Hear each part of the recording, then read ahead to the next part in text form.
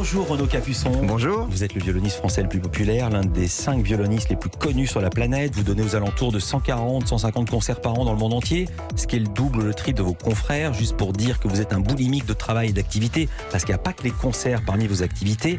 Et là, vous allez sortir, ce sera le 12 novembre, dans quelques jours, un nouvel album. Ça s'appelle Un violon à Paris, qui fait suite à un album sorti le mois dernier, Tabula Rasa, composition d'Arvo Pärt avec l'orchestre de chambre de Lausanne que vous dirigez désormais. On va en reparler, mais d'abord cet album, Un violon à Paris, donc sorti le 12 novembre. C'est une sorte de patchwork qui fait suite à 2 gros succès en 2013. Le Violon Roi, compilation des best-of du violon qui est devenu disque d'or, 100 000 exemplaires vendus, je le situe, parce que c'est une énorme performance pour un musicien classique. Et en 2019, Cinéma, un CD de musique de film à 50 000 exemplaires. Donc, Un violon à Paris, c'est avec le pianiste Guillaume Bellhomme. Il y a une histoire, une genèse de cet album, laquelle racontez? C'est tout simple, en fait, pendant le confinement, tous les matins, je me suis mis à jouer des petites pièces comme ça avec Guillaume, qui n'était pas dans la même maison que moi, évidemment, on était tous chez soi. Et je l'ai fait parce qu'on était tous angoissés, stressés, et que j'avais besoin de jouer, j'avais besoin de partager de la musique. Et donc on a fait pendant 56 jours de suite. Et on a eu tellement de messages de remerciements. Il faut expliquer, parce que vous les avez mises sur les réseaux sociaux, ces images. On jouait tous les matins, on enregistrait à l'avance. Ou la veille, comment ça se passait? C'est-à-dire que moi j'étais obligé de récupérer ses bandes son, parce qu'il était chez lui, donc lui s'enregistrait seul, il m'envoyait le MP3, je le diffusais en même temps que je jouais, je filmais avec un iPad, donc c'était très précaire d'une certaine façon. Et tous les matins vers 11h, je diffusais sur les réseaux sociaux. Et ça a créé une sorte de... C'était très étrange. Encore aujourd'hui, beaucoup de gens m'en parlent, que ce soit dans des hôtels. Donc quand je prends un taxi, quand je suis dans le métro, on me dit « Ah, merci pour ces moments, en fait ».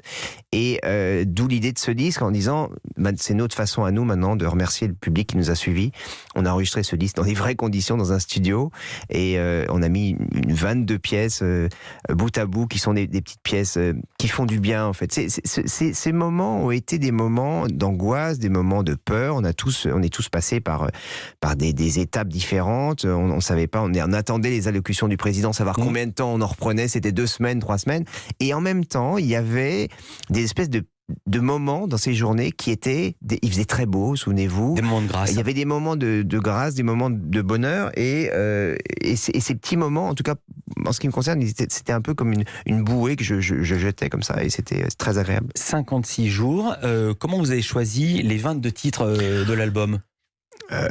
Pour plusieurs raisons. D'abord, donc ça c'est la raison principale, et puis aussi c'est une façon de refaire un disque de petites pièces comme l'ont fait mes prédécesseurs, qui étaient Chrysler ou Isaïe. Tous les grands violonistes, ou Perlman ou Heifetz, ils ont tous enregistré dans leur vie, ou Isaac Stern, des récitals avec des petites pièces comme ça.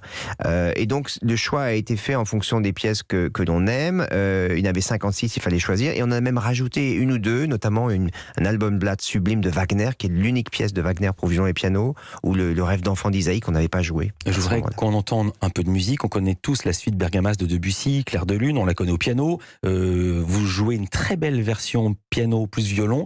D'un mot, c'est vous qui l'avez écrite ou c'est Debussy? Non, c'est Debussy qui l'a écrite, et ça a été transcrit par un violoniste français à l'époque. On va entendre quelques notes de cette suite Bergamasque. Une fois n'est pas coutume, on va entendre le final.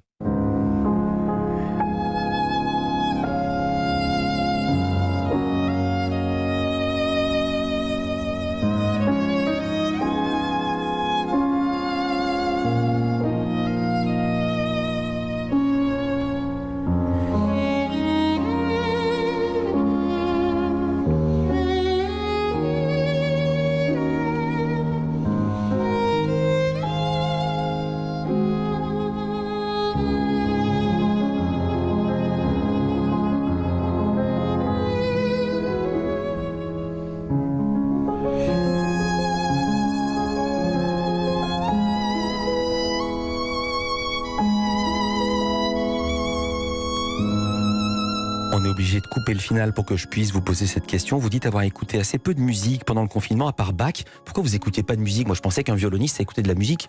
On en fait tellement. Bien sûr, j'ai écouté un peu de musique, mais j'ai regardé très peu de films aussi. J'ai lu beaucoup, et j'ai beaucoup... j'irais pas méditer, mais réfléchi à plein de choses. C'était une période aussi familiale, et c'était un bonheur de se retrouver en famille. Donc j'ai joué de la musique, mais j'en ai peu écouté. Vous étiez avec votre enfant? Absolument. On va un peu aussi parler de l'enfance. Lisa Marie Marquez va vous rejoindre dans ce studio Renaud Capuçon. C'est le portrait pré-fame. Culture Média continue.